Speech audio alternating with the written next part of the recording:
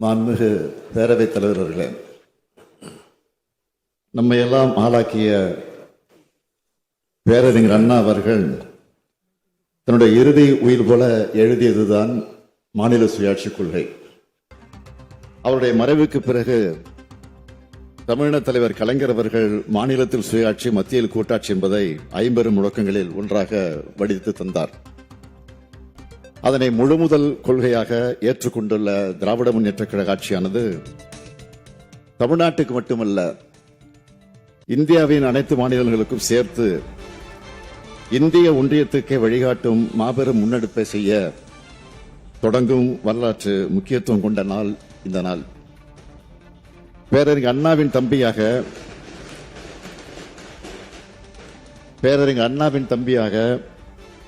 தலைவர் கலைஞரின் உடன்பிறப்பாக ஒன்றிய மாநில உறவுகள் குறித்த உயர்நிலைக் குழுவின் அறிக்கையின் முதல் பகுதியை இம்மாமன்றத்தில் வைக்க இருக்கிறோம். ஒரு மாநிலமாக நம் மக்கள் காணும் கனவுகளை முழுமையாக நிறைவேற்றும் அளவிற்கு நம்மிடம் அதிகாரங்கள் இல்லை.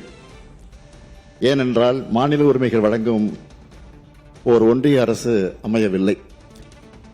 இருக்கின்ற அதிகாரத்தை வைத்துக் கொண்டுதான் சமூக நீதியில், கல்வியில், சுகாதாரத்தில், பொருளாதாரத்தில், உட்கட்டமைப்பு வசதிகளில் முன்னேறி வருகிறோம். நில உரிமை, நிதி உரிமை உள்ளிட்ட பல கோரிக்கைகளுக்கு நாம் இன்னமும் கடுமையாக போராட வேண்டிய சூழல்தான் உள்ளது. எனவே எல்லா அதிகாரமும் கொண்டவைகளாக மாநில அரசுகளை மாற்றும் வகையில் அரசியலமைப்பு சட்டத்தில் திருத்தம் கொண்டு வர முயற்சிக்கும் சட்ட முன்னெடுப்புகளை நாம் தொடங்கக்கூடிய நாள் தான் இன்றைய நாள். மாண்புமிகு பேரவைத் தலைவர் அவர்களே, அனைத்து அதிகாரங்களையும் தன் வசம் வைத்துள்ள ஒன்றிய அரசு அவற்றை எதேச்சதிகார மனப்பான்மையோடு பயன்படுத்துவதோடு மாநில அரசுகளையும் மதிப்பதில்லை. எல்லாவற்றுக்கும் மாநில அரசுகள் ஒன்றிய அரசின் தயவை எதிர்பார்த்து காத்து கிடக்கின்றன. இன்னும் எத்தனை காலத்துக்குத்தான் அவர்கள் கொடுக்கும் இடத்தில் நாம் வாங்கும் இடத்தில் இருப்பது? இந்த நிலை மாற வேண்டும். இந்த பிரச்சனைகளுக்கு தீர்வு காண வேண்டும் என்ற நம்முடைய நோக்கத்துக்கான விடைதான் ஒன்றிய மாநில உறவுகள் குறித்த உயர்நிலை குழுவின் அறிக்கை. சுருக்கமாக சொன்னால், பூனைக்கு மணி கட்டியிருக்கிறோம். அனைத்து மாநிலங்களும் சுயாட்சியை பெற்றவையாக இருக்க வேண்டும். அனைத்து மாநிலங்களும் இணைந்து நடத்தும் கூட்டாட்சி அரசாக ஒன்றிய அரசு செயல்பட வேண்டும் என்ற நம்முடைய இந்த கொள்கைதான் மற்ற மாநிலங்களின் உள்ளத்துக்குள் இருக்கும், வெளியில் சொல்ல முடியாமல் தவிக்கும் கொள்கையாக இருக்கும்.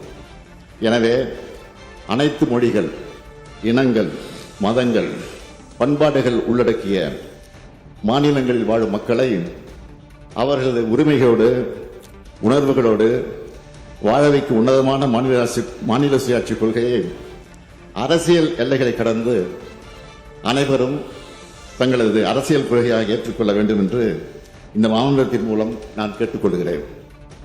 மாநிலங்களின் உரிமைகள் குறித்து 1963 பேரறிஞர் அண்ணா அவர்கள் நாடாளுமன்றத்தில் முழங்கினார். 1967 திராவிட முன்னேற்ற கழகம் தேர்தல் அறிக்கையில் வலியுறுத்தியது.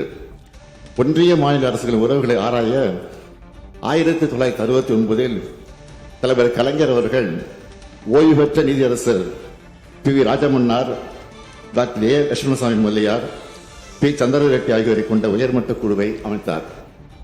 இந்திய நாடே திரும்பி பார்த்தது. அந்த குழு விரிவாக ஆய்வு செய்து 1971 தனது அறிக்கையை வழங்கியது. ராஜமன்னார் குழு அளித்த முக்கிய பரிந்துரைகளை இந்த மாமன்றத்தில் தீர்மானமாகவும் நிறைவேற்றினார் தலைவர் கலைஞர். இதனைத் தொடர்ந்து ஒன்றிய மாநில அரசுகளுக்கு இடையேயான உறவுகளை மேம்படுத்திட ஒன்றிய அரசின் சார்பில் 1983 நீதியரசர் சர்க்காரியா தலைமையிலான ஆணையம், 2000 ஆண்டில் வெங்கடாசலயா ஆணையம், 2007 நீதியரசர் பூஞ்சிச்சி தலைமையிலான குழு ஆகியவை அமைக்கப்பட்டு அவற்றின் சார்பில் ஆயிரக்கணக்கான பக்கங்களை கொண்ட அறிக்கைகள் வழங்கப்பட்டும் எந்தவித முன்னேற்றமும் இல்லாமல் ஏமாற்றம் தொடர்கிறது. இன்னும் சொன்னால், மாநில அரசின் பட்டியலில் உள்ள முக்கிய ஆதாரங்களை கூட அடுத்தடுத்து ஒத்திசைவு பட்டியலுக்கு படைமாற்றம் செய்யும் பணிகளை இன்றைய ஒன்றிய அரசால் விரைவாக மேற்கொள்ளப்பட்டு வருகின்றன. மாநிலங்களின் உரிமைகளை ஒவ்வொன்றாக பறிக்கப்பட்டு மாநில மக்களின் அடிப்படை உரிமைகளையே ஒன்றிய அரசிடம் போராடி பெற வேண்டிய இக்கட்டான நிலையில் இருக்கிறோம்.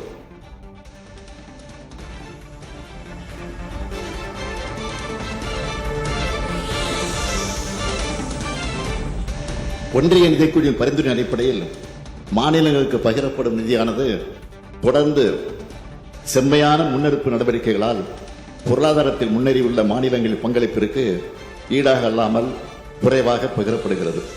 இதனை அடுத்துத்தான் இத்தகைய இக்கட்டான சூழலில் கூட்டாட்சி கருத்துக்களை வலியுறுத்தும் வகையிலும் ஒன்றிய மாநில அரசுகளின் உறவுகளை கொள்கைகளை மேம்படுத்திடவும் இந்திய அரசியலமைப்பு சட்டத்தின் விதிக்கூறுகள், நடைமுறையில் உள்ள சட்டங்கள், ஆணைகள் ஆகியவற்றை அனைத்து நிலைகளிலும் ஆராய்ந்து மதிப்பீடு செய்திடவும் மற்றும் அதற்குரிய நடவடிக்கைகளை அரசுக்கு பரிந்துரை செய்திடவும் உயர்மட்ட அளவிலான குழு ஒன்றின் அமைப்பது என தமிழ்நாடு அரசு முடிவெடுத்தது.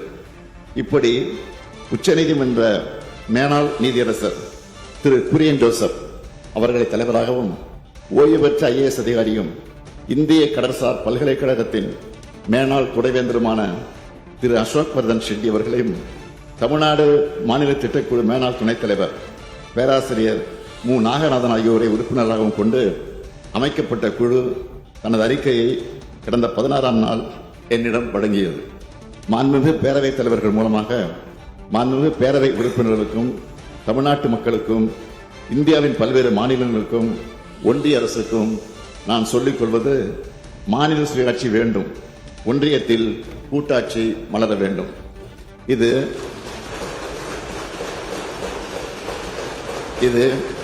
தனிப்பட்ட ஒரு அரசியல் கட்சியின் கோரிக்கை அல்ல, இந்திய நாட்டு மக்களின் வாழ்வியலுக்கும் வளர்ச்சிக்கும் முக்கியமான கோரிக்கை. கூட்டாட்சி என்பது வாழ்வியல் உணர்வு. பன்முகத்தன்மை கொண்ட இந்தியாவுக்கு கூட்டாட்சி தான் அடிப்படை. இதைத்தான் அந்த அறிக்கையும் நிறுவுகிறது. எனவே இத்தகைய தன்மை கொண்டதாக இந்திய அரசியலமைப்பு சட்டத்தை நாம் மாற்ற வேண்டும். 1994 SR பொம்மை வழக்கில் உச்சநீதிமன்றம் வழங்கிய தீர்ப்பில் கூட்டாட்சி என்பது அரசமைப்பு சட்டத்தின் அடிப்படை கட்டமைப்பின் ஒரு பகுதி என்று சொல்லப்பட்டுள்ளது. அத்தகைய கூட்டாட்சி கோட்பாட்டை அரசமைப்பு சட்டத்தின் பண்பாடாக சேர்க்க வேண்டும். அதற்கு அரசமைப்பு சட்ட திருத்தமும் சீர்திருத்தமும் தேவை. கடந்த 76 ஆண்டுகளில் 106 முறை இந்திய அரசமைப்பு சட்டம் திருத்தப்பட்டுள்ளது. எனவே நாம் முயன்றால் மீண்டும் இந்திய அரசியலமைப்பு சட்டத்தை திருத்த முடியும்.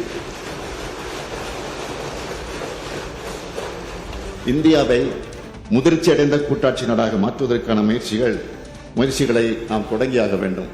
அதிகாரமும் வாய்ப்புகளும் ஒரே இடத்தில் குவிந்திருக்கக்கூடாது. அவை பரவலாக்கப்பட வேண்டும். அதற்கான சட்டபூர்வமான வழிகளை இந்த அறிக்கை நமக்கு வழங்கி இருக்கிறது. கூட்டாட்சி தன்மை கொண்டதாக இந்திய அரசியலமைப்பு சட்டத்தை மாற்றுவது இந்திய ஒன்றியத்தை பலவீனப்படுத்தாது என்று இந்த அறிக்கை கூறுகிறது. அனைத்து அதிகாரங்களையும் ஒன்றிய அரசு கபலீகரம் செய்யும் சூழலில் ஆளுநர்கள் மூலமாக மாநில அரசுகள் செயல்படாமல் தடுக்கும் நிலையில் இந்தி திணிப்பின் மூலமாக, நிதி நெருக்கடிகளின் மூலமாக, தொகுதி மறுவரை என்ற சதியால், GSTயால் தமிழ்நாடு அனுபவித்து வரும் நெருக்கடிகளிலிருந்து மீள ஒரே மருந்து மாநில சுயாட்சி தான்.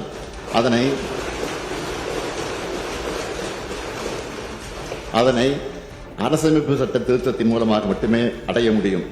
இந்திய நாடாளுமன்றத்தின் மக்களவையிலும் மாநிலங்களவையிலும் இந்த கொள்கைக்கான வலிமையான ஆதரவு தெரிவிக்கும் ஜனநாயக சக்திகள் அதிகமாக இருக்கிறார்கள்.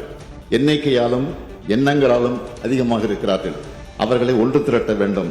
எனவே இந்தியாவில் உள்ள அனைத்து அரசியல் இயக்கங்களுக்கும் இந்த அறிக்கை அனுப்பி வைக்கப்படும் என்பதை தெரிவித்துக் கொள்கிறேன். ஒன்றிய அரசும் மாநிலங்களும் போட்டியாளர்கள் அல்ல, இருவரும் பொதுவான ஒரு அமைப்பின் பங்குதாரர்கள். மாநிலங்கள் வளர்ந்தால்தான் ஒட்டுமொத்த இந்தியாவும் வளர முடியும் என்பதை ஒன்றிய அரசுக்கு உணர்த்துவோம். இப்படிப்பட்ட பின்னணியில்தான் நமது குடியரசின் அரசமைப்பு சட்டத்தின் உயிர்ப்பை தீர்மானிக்கும் முக்கியமான தருணத்தில் நாம் நிற்கிறோம்.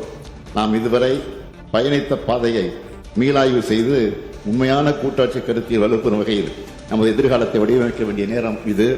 இதற்கு சட்டப்பூர்வ வழிமுறையில் ஆராய்ந்து முதற்கட்ட அறிக்கை வழங்கிய மாண்புமை உச்சநீதிமன்ற மேலாள் நீதியரசர் திருமிகு சூரியன் ஜோசப், ஓய்வு பெற்ற IAS அதிகாரி திருமிகு அசோக் பர்தன் ஷெட்டி, பேராசிரியர் மு. நாகநந்தன் ஆகியோருக்கு எனது மனமார்ந்த நன்றியை தெரிவித்துக் கொள்கிறேன். இந்த அறிக்கையை தற்போது இந்த மாமன்றத்தின் மேலான பார்வைக்கு வைக்கிறோம். இந்தியாவின் ஒற்றுமை, ஒருமைப்பாடு, பன்முகத்தன்மை, மக்களாட்சி பொறுப்புணர்வு, அரசமைப்பு சட்ட ஒழுங்குமுறை ஆகியவற்றோடு முதிர்ச்சி பெற்ற கூட்டாட்சி நாடுகளின் சிறந்த நடைமுறைகளையும் உள்ளடக்கி தாக்கல் செய்யப்பட்டுள்ள இந்த அறிக்கையை அனைவரும் திறந்த மனதோடு ஏற்று அறிவார்ந்த விவாதங்களை நடத்தி செழுமையாக படுத்த வேண்டும். ஒன்றிய மாநில உறவுகளில் சமநிலை மீட்டெடுக்க வேண்டும். மாநிலங்கள் வலுவாக இருந்தால்தான் ஒன்றிய அரசு வலுவாக இருக்கும். மாநிலங்களால் தான் நாட்டு வளர்ச்சியும் பெருமையும் வளர்ச்சியும் அடையும். கூட்டாட்சி கருத்தில் என்பது மாநிலங்களுக்கான சலுகை அல்ல, நாட்டிற்கான பாதுகாப்பு அரண். இதையெல்லாம் ஒன்றிய ஆட்சியாளர்களுக்கு உணர்த்திக் கொண்டே இருக்க வேண்டும். கொட்ட கொட்ட புனியக்கூடியவர்கள் அல்ல நாம். பேரறிஞர் பெருந்தை அண்ணாவின் உயிருக்கு உயிர் கொடுப்போம். தலைவர் கலைஞரின் 50 முழக்கத்தை நிறைவேற்றி காட்டுவோம்.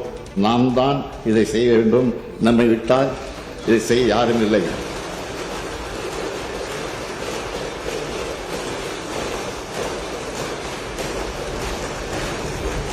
நாம் தான் இதை செய்ய வேண்டும். நம்மை விட்டால் இதை செய்ய யாரும் இல்லை. இது வரலாறு வழங்கியிருக்கக்கூடிய வாய்ப்பு. மலர்க மாநில சுயாட்சி, உருவாகட்டும் இந்திய குடியாட்சி. பேரவைத் தலைவர் அவர்களே, ஒன்றிய மாநில உறவுகள் குறித்து உயர்நடைக்குடிமை அறிக்கை பகுதி 1 16/2/2026 அன்று அரசிடம் வழங்கப்பட்டுள்ளது. இந்த அறிக்கை நகலை தங்கள் அனுமதியோடு மாண்பு உறுப்பினர்களுக்கு வழங்கிட அனுமதி வழங்குமாறு கேட்டுக்கொள்கிறேன். இந்தியாவிலேயே நம்முடைய இந்திய அரசியலமைப்பு சட்டத்தின்படி மாநில சுயாட்சிக்காக குரல் கொடுத்து குழு அமைத்து அதன் அறிக்கையை அனைத்து உறுப்பினர்களுக்கும் ஒன்றிய மாநில உறவுகள் குறித்த உயர்நிலை குழுவின் அறிக்கை பகுதி 1 வழங்க அனுமதி வழங்கப்படுகிறது.